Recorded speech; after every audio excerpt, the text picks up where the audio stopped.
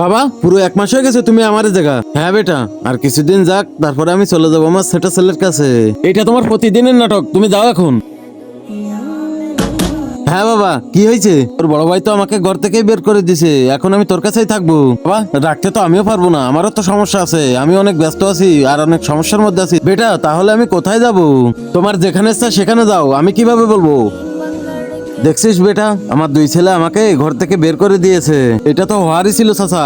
আপনার কাছে এখন কি কি আছে আমাকে বলেন। কিন্তু তার আগে তোমার কাছে কোনটা সব থেকে দামি, 1 বস্তা টাকা নাকি মা বাবা? যদি মা বাবা হয় তাহলে ভিডিওতে একটা লাইক দিয়ে চ্যানেলটি সাবস্ক্রাইব দিয়ে রাখো।